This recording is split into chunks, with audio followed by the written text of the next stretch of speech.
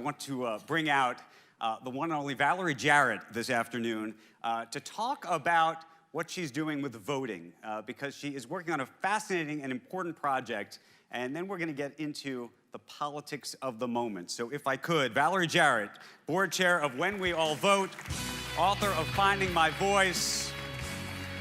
Hello, everybody. Thank you so very much for being here How are you? this afternoon. Thank you. We have been having a bunch of fascinating conversations. So I saw when I walked in the door. It was quite interesting backstage to watch what's been going on. Kanye, I think, had the mic when you walked in. That was who had the mic when I walked in. Okay. So here's where I want to go with you. I want to talk about the political moment that we're in, but I also want to talk about When We All Vote, because this is a project that I know is near and dear to your heart, and it's something that I think is quite important, but I think there's lots of questions about it, actually. I'm going to say questions about what's going on in terms of how people are approaching voting in this country right now. Yeah. Which is to say, in the last election, if I'm right, 43% of Americans who could vote did not. That is correct. Last presidential election. Presidential election. Yeah. And you are basically making it your life's work now to try to raise that number. Raise it substantially. I mean, look, part of our democracy depends upon civic engagement, and the most fundamental responsibility is to vote. And so we decided in a very deliberate way to create a nonpartisan organization. Mrs. Obama is the leader of it. We're going to be announcing a whole new group of co-chairs tomorrow, together with businesses that are involved, mayors, universities, high schools, all designed to say, what is our culture going to be? Are we going to have a culture where everybody participates? And if we can get people to do it when they're young, the evidence shows that they become lifelong voters. So what do you think you can really get that number to? Well, I'm not going to set a ceiling on it, but I'm going to say, one thing I will say to you, we have about 1,000 universities that are working on this now, and they did it in the last election. And ones that looked at evidence-based ways of registering their students to vote had dramatic outcomes, like going from 14% up to 60%. And what it requires is to sit down with students one-on-one and say, look, why don't you do this? And we're calling them reforming voting squads. And so people are working with their friends and making it fun. Go to the polls together, have watch parties together. Appreciate the fact that the only way we're going to hold our elected officials accountable is if we vote. And that means everybody. And you're trying to get businesses to Yes. change their policies so that people can go and vote. Well, so for example, everybody in this room can help. Several of you will be a part of our announcement tomorrow, I hope. So you should register everyone who works with you to vote. You should give people time off so that they can go and vote, particularly in states that don't have generous early vote possibilities. If it's only on one day, how can they vote if you don't let them go? You should work with your customers. You should work with your suppliers, everybody who you touch, and talk about the importance of voting. I'm on the board of Lyft, for example, and so in the last cycle, not only did Lyft put on their app making it easy for the drivers, our employees, our customers to vote, but we also offered free rides to the polls to people who couldn't afford it. That's one of the major barriers, transportation, to people voting. And so how can we remove as many barriers as possible so we register people to vote? So years ago, Bernie Sanders had this idea for Democracy Day, where he basically wanted everybody to shut down business. He thought that Election Day should just be, there should be no, everybody should get, it would be a holiday. What do you think of that? Well, if money were no object, it'd be a great idea. We looked at it for about a nanosecond during the Obama administration and saw how much it cost. And so, but I think that the underlying principle, the value that Senator Sanders was espousing was the right one, which is that we should make this a priority. And the only way we're going to make it a priority is to make it as easy as possible for as many people as possible to register and to vote. And that is a change in our social contract, because right now, if 43% of American citizens who have the right to vote don't vote, what message is that sending about their engagement with our democracy? We want to change that. What do you think about compulsory voting? So there's a lot of countries that force you to vote, or you get fined, or worse. I'm all for it, but we're not going to call it compulsory. I had breakfast with someone this morning who said we're going to call it universal voting. People like that better. But I was in Australia a couple years ago, and the reason wasn't obvious to me, but one of the folks there that was supporting it said, well, not only do we think it's our civic duty, but also the energy tends to be on the extremes, the money tends to be on the extremes, and if everybody had a vote, it would force politicians, give them permission, if you will, to work in the middle. And compromise wouldn't be such a dirty word, because that's where most people are. And so I think, yes, it should be your responsibility, but I also think if everybody were in there voting, we would more likely hold politicians accountable, and special interest groups would not have the power that they have today. I have two more voting questions. I want to get to the middle, because the middle of the Democratic Party right now is very interesting. But the question I was going to ask is, ideally, philosophically, you think everybody should be voting. We all want people to be voting. And then you look at some polls and studies that show that, 12% of the country doesn't know the name of the vice president. That's a problem. That's a problem. Yeah, so I don't only want you to vote. Do I want those people voting? Well, so obviously, do your homework first before you vote. And how much time and effort does that take? Not that much. And I think, again, if it were part of our social contract, if it were part of our culture, if it began early, that's part of the reason why we want to spend some time with these high school students, because they will be more likely to vote as they get older. And if they get into the habit of doing their homework to figure out, well, who on earth are these candidates and what do they stand for? And do I believe that I should put my finances and my family and my life in their hands and make an informed decision, I think we would be a better, stronger country for it. And I haven't found much disagreement, except in those states that are trying to pass laws to suppress the vote. So attacking vote fraud where we have in our country very little, if any, vote fraud. Well, let me ask you this. A lot of people, you talk about this as being a bipartisan issue. Yes, it should be. It should be nonpartisan. I'm not saying, but there are people who believe that if you succeed, it will inure to the benefit of the Democratic Party. Do you believe that? If we succeed in getting everybody to vote? Bingo.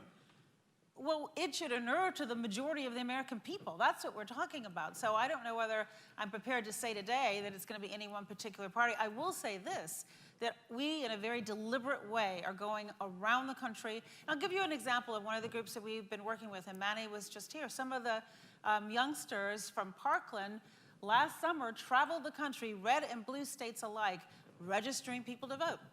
We want to see young people do just that. Right. And we want to see them do it in a way that isn't necessarily ideological, but really is cultural. Okay. I want to pivot the conversation, and you can take off your When We Vote hat. Is this getting ready to be partisan? It may get a little partisan. Okay. I want to understand I want to understand what you think is happening inside the Democratic Party right now. Who you think really has the advantage? You talked about the middle. It feels right now that the party has moved in terms of where the base is around Elizabeth Warren and Bernie Sanders, which to me in many ways feels like a rebuke of where the Obama administration was just several years ago. I don't take it that way at all. Look, one of the advantages of the Democratic Party is we have a very big tent. And I don't think that you can actually tell right now where the center of the party is, because we have candidates who are at all ends of that spectrum. But what I would say to you is this, Andrew, that entire group with that spectrum is like this compared to where we are with the current administration. And so any of those candidates who, if any of them are elected, I think that the shared values they have about Do you think they have shared values, though? Because it feels like there's almost two different parties there. No. The shared values are we want to create a country where every young person has a chance for a good education and succeeds. We want to create a country where Americans have access to affordable health care. We want to keep America safe. We want to be globally competitive. These are kind of core values of the Democratic Party, which they all share. How they get there is very, very different. The distinction between Joe Biden, who you worked with so closely, and Elizabeth Warren or Bernie Sanders are, to me, like at that end of the stage and that end of the stage. It's just not they're not this close. They actually are. And the issue is, and having lived through 2 presidential cycles and 8 years in the White House, what you argue about in a campaign, you argue about your policies, and that's terrific. And it's good to have that robust discussion. And the second you walk in that Oval Office, your challenge will be the art of the possible, not perfection, not what you think is the absolute best thing to do. And we had this conversation the other day. I thought the public option would be great. Do the ACA and a public option. Well, you know what? We didn't have the votes for a public option. I'm very happy that 20 million people have health care under the ACA. And so I think that's the difference between a campaign and actually governing.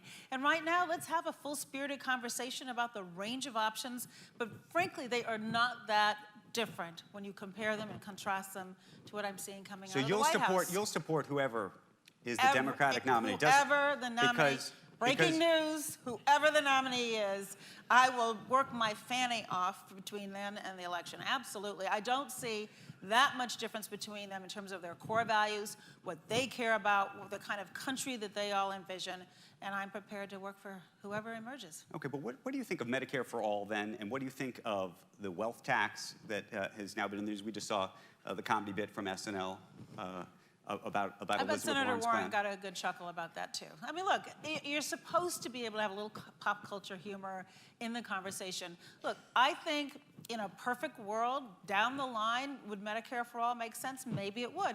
The reason why I was such a supporter of the public option is because we know Medicare works. In fact, there are people who have said to me, keep the federal government out of my Medicare, because they like their Medicare. And I'm like, hey, newsbreak, it is a federal government program. So let's give them a chance with a public option, if they want, to opt in. And then they might see, oh, this is really working. And I might prefer this over my private insurer. So I believe in like incremental progress, and I don't know that overnight we're gonna get Medicare for All. But if Elizabeth Warren wants to get out there and make that case, you know, good for her. The president, President Obama. The president. The former president.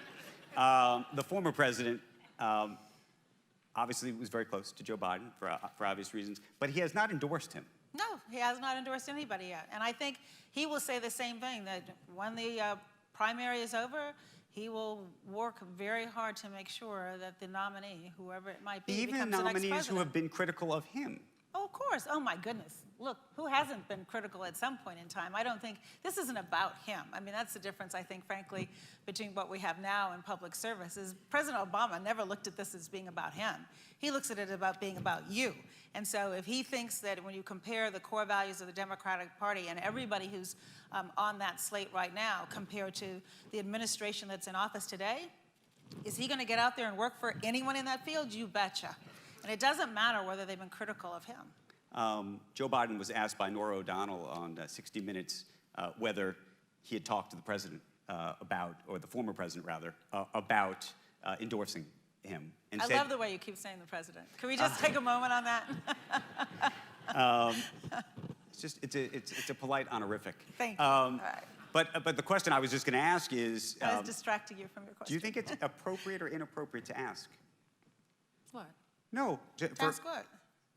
For Biden to ask him. Because Biden said he wouldn't ask him. I thought that was so interesting. That's totally up to Biden. I mean, my goodness, it's totally up to him.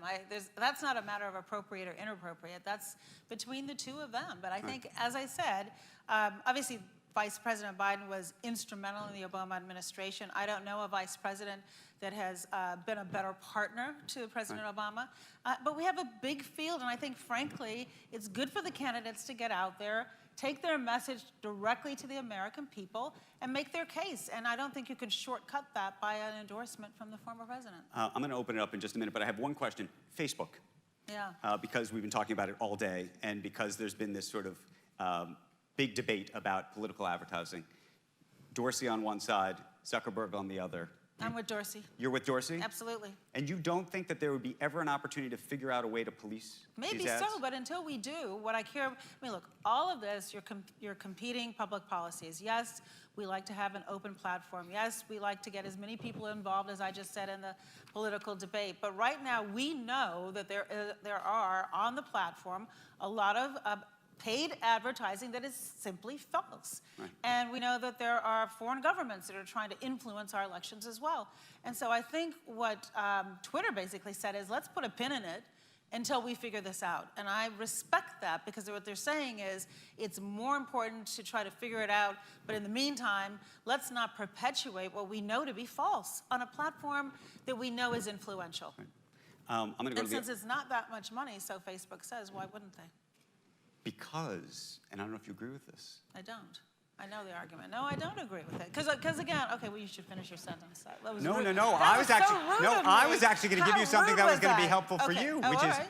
I would argue to you that it may not be consequential economically in terms of the advertising cost itself, but if you really think about who would benefit, obviously the Trump administration is a huge advertiser on Facebook. It becomes a regulatory problem, which then has an economic cost. It's all true. But look, let's at least spend some time and energy trying to figure it out. And as long as there's no consequence, what incentive do they have to figuring it out? They just continue to, rake in whatever dollars they do from the advertising and call it a day. So I think that it was really rather shrewd of Twitter to say, look, we're prepared to say until we figure this out, we're just simply not going to do it, under the theory of doing no harm. Right. And right now we know that there's a lot of harm through false and misleading advertising that's being paid for. You don't have a right, you have a right to freedom of speech. You don't have a right to pay to perpetuate advertising, whether it's fake or accurate, actually. That's not your right. Let's open up for questions. I know there's so many people here who want to talk to you, and I was actually going to, I don't know, I know that Abigail Disney is here. I also know that Anthony Scaramucci is here. And maybe the Mooch is here, and I want both of them to at least jump in on this conversation. Abigail Disney's got a microphone. Hi. Hey there. Hi, Valerie. Hey, how are you? How you doing? Nice to see you. As if we wonder what expanding the electorate, what effect it has generally on partisan politics, we only need to look at Richard Viguerie and what he had to say the Republican Party in the 1970s, which was the fewer people vote, the better we do. So this has always been a built-in strategy, suppressing the vote to favor one party over another. But here's my concern. If we expand the electorate, and I think we absolutely must and should, and I applaud your work, will it have to be paired with campaign finance reform? Because the bigger the electorate, the more the reliance on things like advertising and influence. So that's my question to you. Well, Ed, in a perfect world, you would. But you know what? I think it's all about us doing what we can. And so it's going to be up to Congress to pass campaign finance reform. It's going to be up to a whole group of secretaries of state to make sure that they are monitoring and enforcing fair and open elections. It's going to be up to advocacy groups such as the one Eric Holder formed, what Sherrilyn Ifill is doing at the Legal Defense Fund to go after those states that are either through gerrymandering or through other laws trying to suppress the vote, the work Stacey Abrams is doing in Georgia and now taking it more broadly. I'm just trying to educate people about their civic responsibility to vote.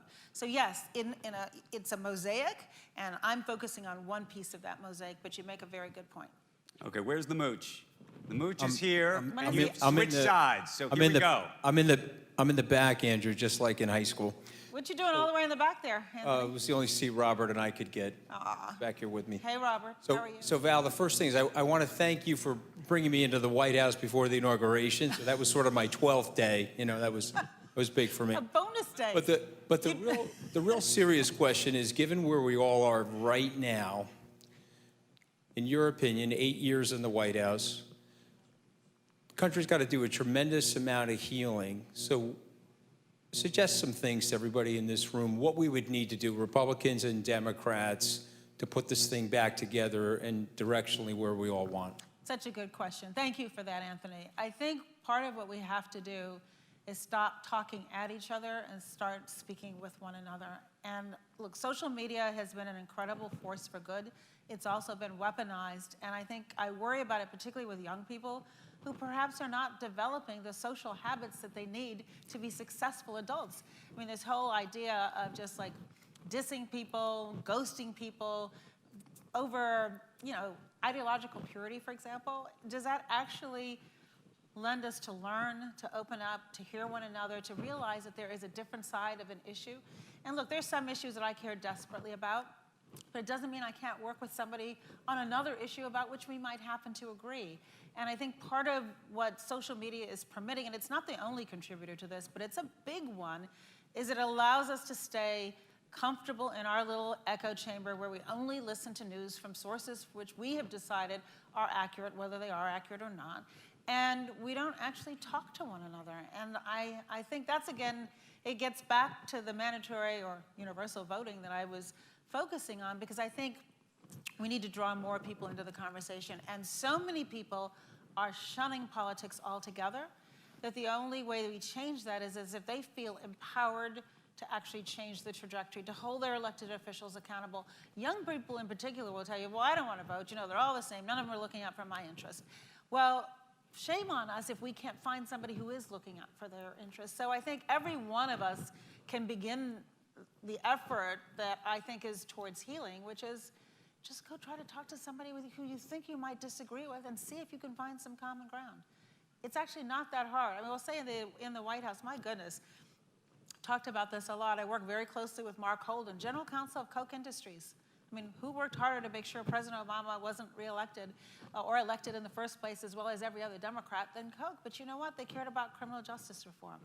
Or Rupert Murdoch, we worked with him on immigration reform.